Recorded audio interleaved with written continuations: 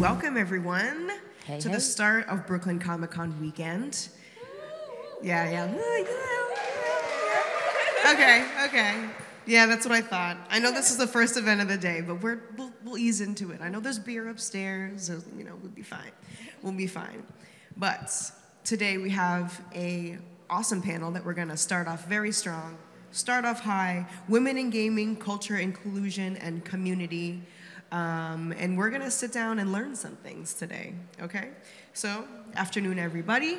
Oh, and my name is Zero Gravity. I'm moderating this panel, by the way. Today we're joined by a group of panelists that are power players in gaming. These hardworking ladies are here to talk to us about their experiences in the competitive world of professional gaming, esports, streaming, social gaming, building an inclusive community. So without further ado, please welcome Letta J in the middle here, Aziza Brown, and Chibi Thought. Hey. Round of applause, please. Excellent. All right, let's get into it. So first, let's just introduce ourselves, give the audience y'all's pronouns, and tell us a little bit about each of your unique brands.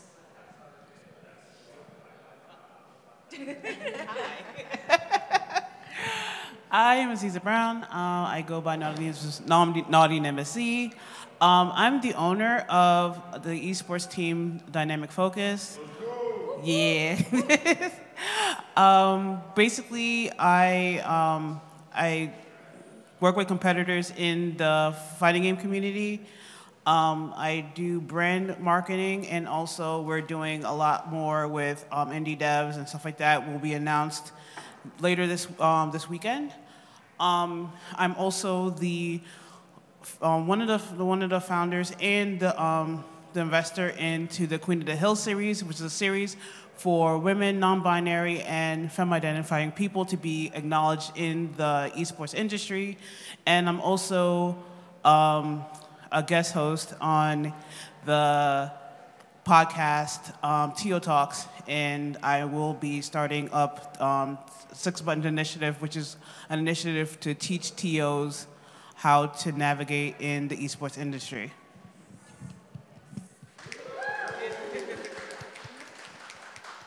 I am Letta J. Thank y'all for being here. I always kind of introduce myself with music, gaming, and tech.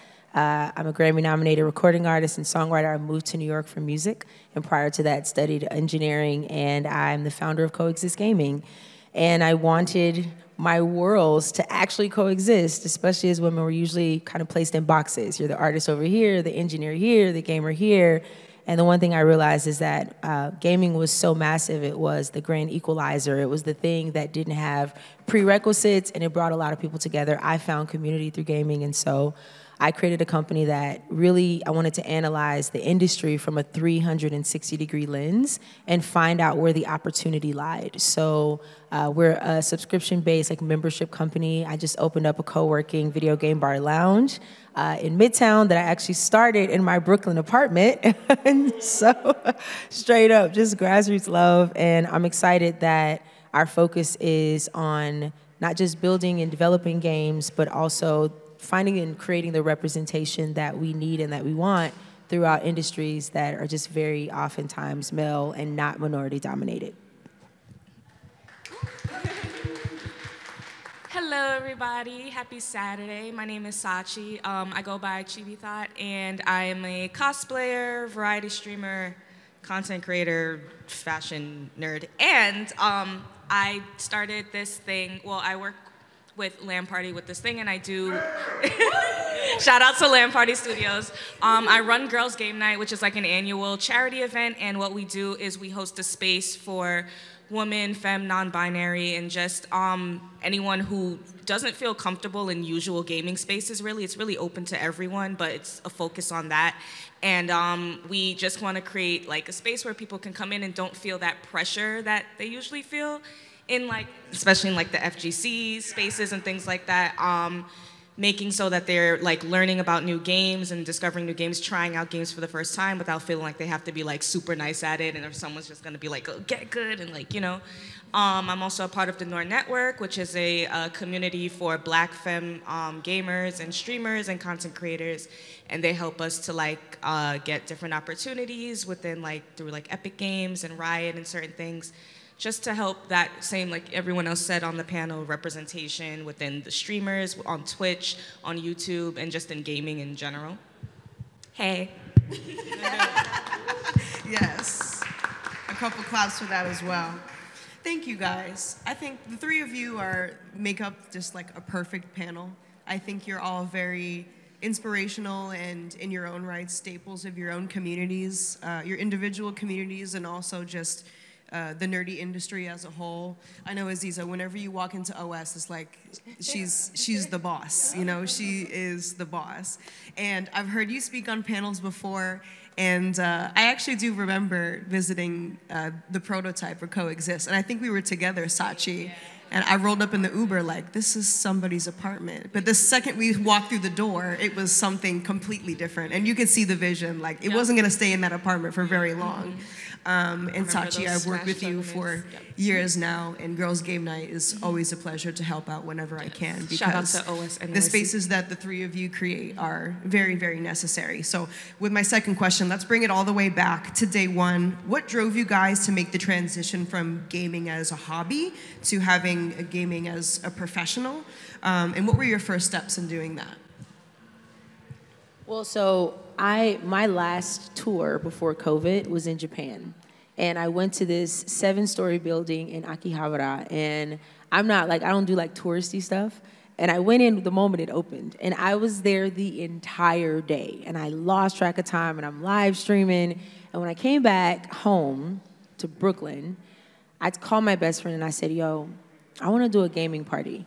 And he was like, what's that? And I was like, I don't know. I had this dope place. It was 2 floors. It was 3 rooms. I used to Airbnb the rooms. We had a backyard, and I themed the rooms. So it was like what you saw. It was an Xbox room, PlayStation room, Nintendo room, because I had all these systems.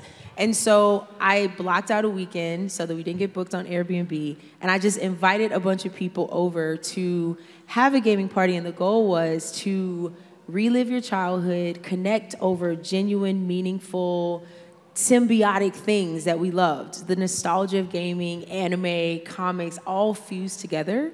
And that was the beginning of Coexist Gaming. But the truth is I actually just wanted us to coexist and just enjoy fellowship.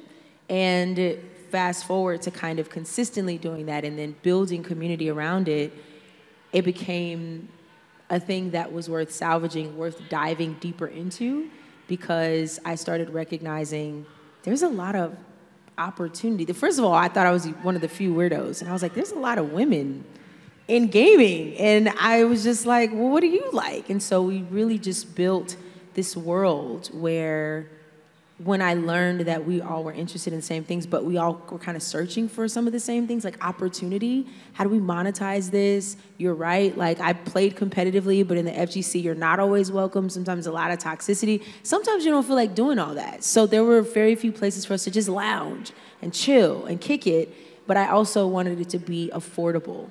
And so the membership, so we actually, and I shout out to OS because before they opened, I was able to sit with Dan and literally consult them on a space, a commercial space, that we could have to just chill sometimes too, you know? And so it just became this lounge community, but then we started building games, and that was the beginning of our incubator.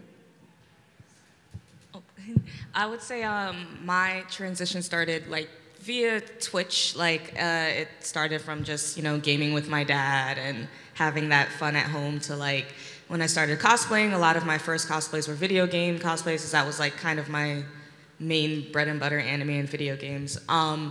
But then when I started getting on Twitch, I realized that like I can, like you said, monetize the thing that I like doing, and also just kind of create that same space where people kind of just feel comfortable and not have to feel, again, that pressure of like, oh, okay, well, as soon as I get on mic on this online group, like it's a wrap for me. Like everyone's Get in the kitchen. Exactly. It's like okay, if we lose and it's the one guy obviously throwing, it's definitely gonna be me.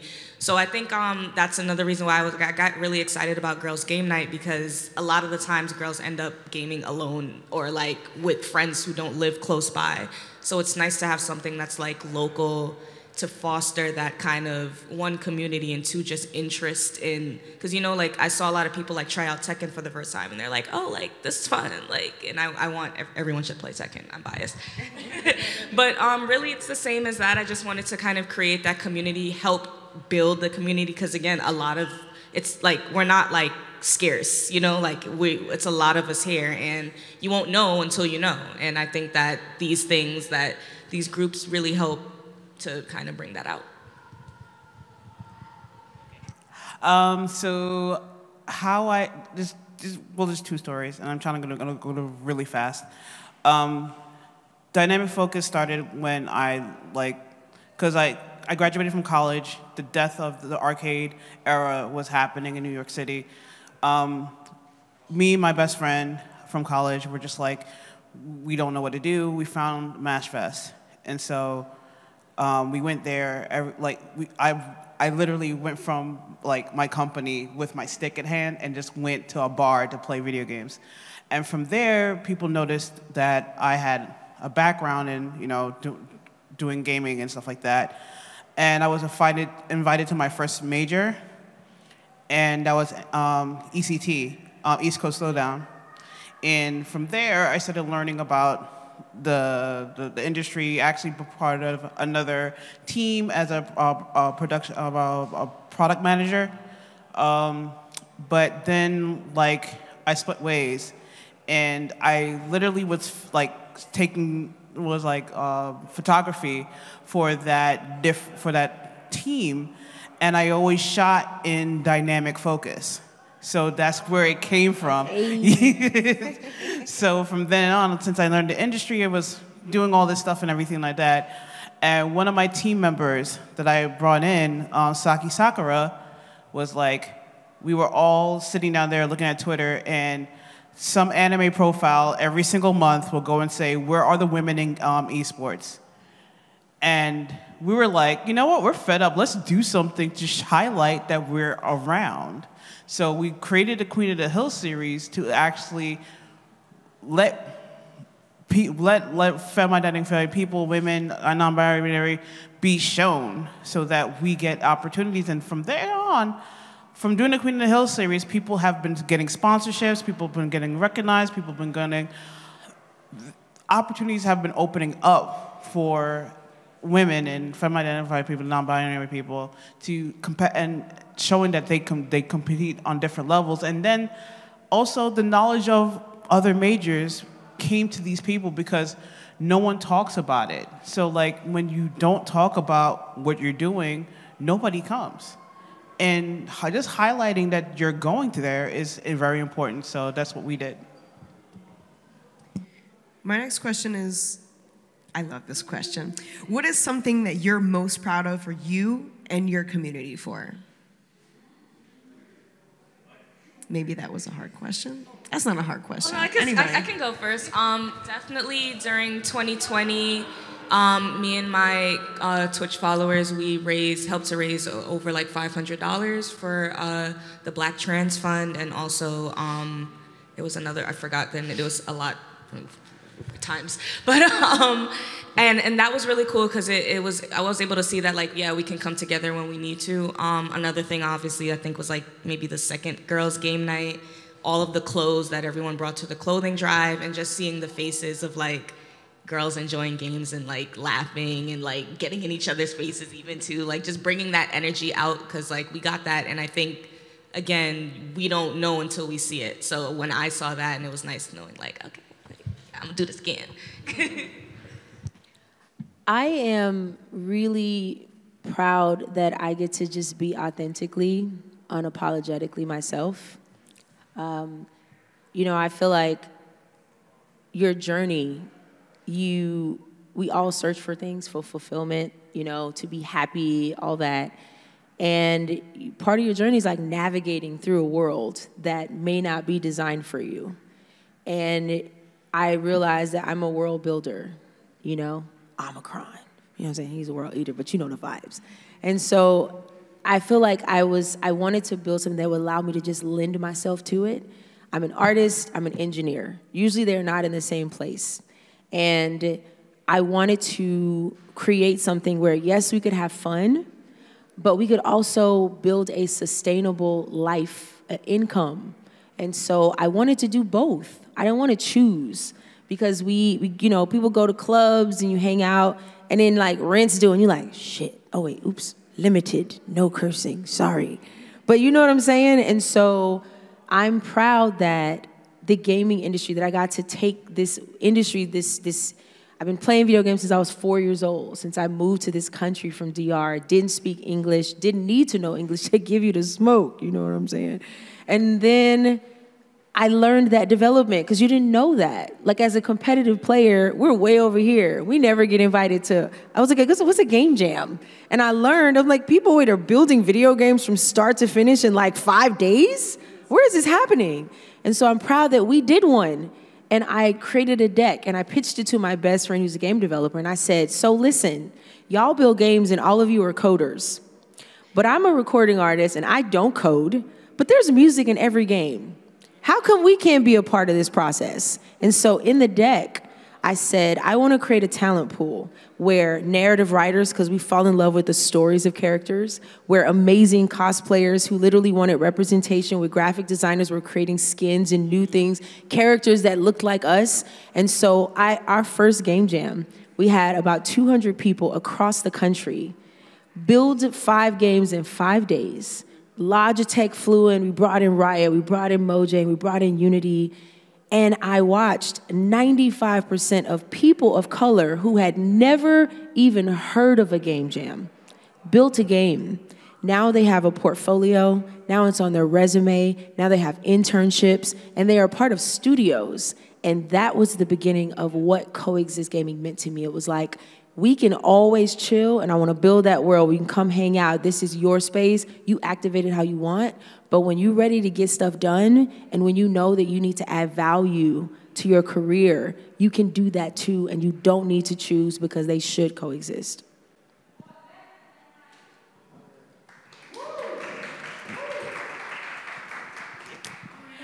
Yeah.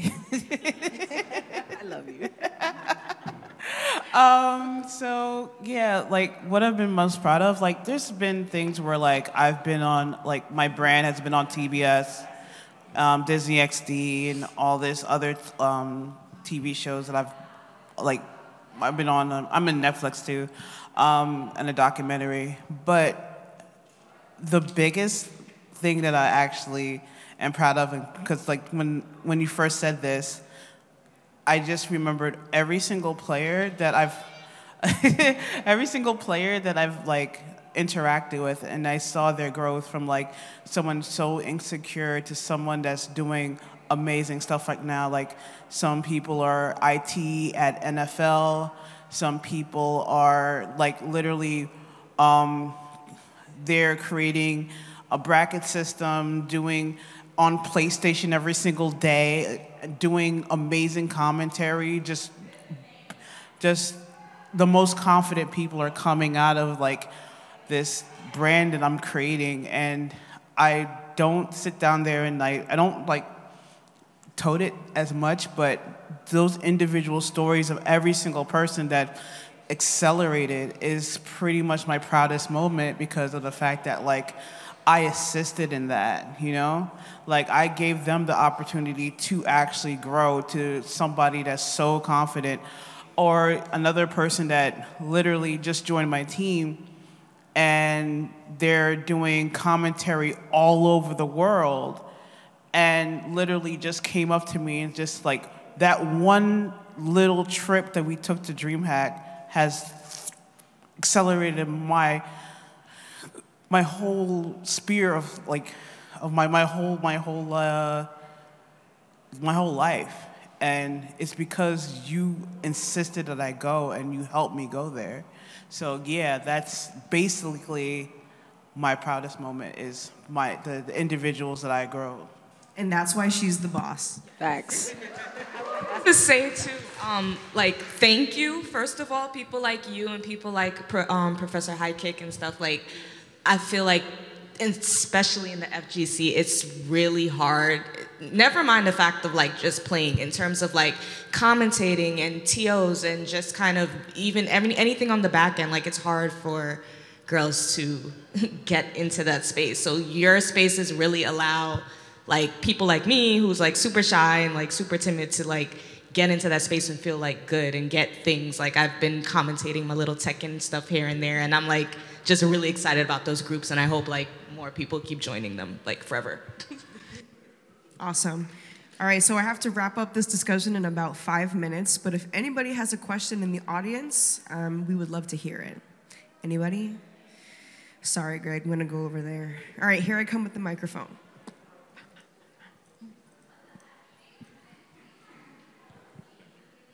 Can you hear me well? Yeah.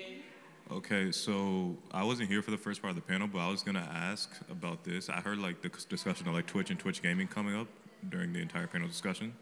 So one thing with Twitch that I see a lot is like a lot of the marketing for it is very much so centered around like people that aren't women of color, or just like people that are just so like white as well. So I was wondering, like, what is your thoughts about that? And like, do you feel like there's this sole need for people not to be like authentic or like be themselves around Twitch? And if that like sort of like prohibits women of color from being themselves on Twitch and like getting the marketing that they deserve to have on the platform? I think that there is 1,000% a bias and discoverability bias and reach bias when it comes to being a black woman on Twitch. We become a niche, and it's like there's mad of us, so that's weird. They definitely do always push the like straight male white streamers. They get the views, and that's a conversation for society at this point. I think that it's sad that we end up having to work twice as hard to get like half of the backing that they get by just kind of not working as hard. And it's really sad. It's a thing that a lot of people are discussing. It is really big on Twitch, and I think that's why we see a lot of people kind of creating groups to kind of build themselves up, and also moving to places like YouTube and other streaming services just to see if it's better. Unfortunately, across all content and creators, as a black woman is a little struggle, so. Can I be bad? Be bad. Okay, so one of the biggest things about Twitch is that there is nepotism in it. There are people on the top that, you know, you see the top 100, they all communicate with each other. Like, they all are part of a network, and they're part of this executive network that they are being pushed. Like, the algorithm is in their favor because the algorithm is their friends. So how you beat that is definitely doing stuff like Noir Network, like Black Girl Gamers and stuff like that, by collaborating together to kind of boost each other up to make sure that you are in those circles. Because the fact of the matter is that Twitch is an algorithm that you will die alone. You will not succeed unless you are collaborating with other people. And if you're not collaborating, forget about your channel. So definitely start networking, start going outside of Twitch, be on different platforms like TikTok, YouTube, Kick, even Twitter, stuff like that. Like, make sure your clips are on that. And cross-platform a lot, because that's how you succeed. And make sure you boost your friends, boost everybody around you, and boost the people that you could collaborate with. Don't be afraid to be yourself. I agree. I want to just piggyback off of that, but also say, so one, there's just so much strength in numbers, and everybody brings something different to the table. That's why we're so powerful together. I just did a stream on Twitch with IGN and just flew back here this morning. And so the thing is, we all bring these different relationships to the table. I make B2B relationships on purpose because I want to target these businesses and say exactly what you said. Hey, so we feel like we're not really being represented. Do you want us to make that statement public? No? So this is what we should do. We should do an all-girls event, And you should actually put it on the front page of Twitch, and they can do that. But they only do that when we come together to have conversations and we stand in that level of solidarity, and then we go to the places where the actual headquarters are, because they will listen, but it takes us and our strength and our numbers and our solidarity. And as people of color specifically, that's always been one of our biggest challenges, because we are societally pitted against each other. The moment we decide we want to work together and literally take things over, we will. That don't mean it's easy, but it does mean it'll be worth it. And don't be afraid to ask. Like she said, you have to pitch. You have to, especially again, as people of color, as women of color, you have to be the one to make them see you while being yourself, but still, like, you have to be the one to send that email. Just why not? You know, the worst you can hear is no or nothing, but maybe someone will read it, someone will remember you, things like that. I feel like we tend to get a little timid about.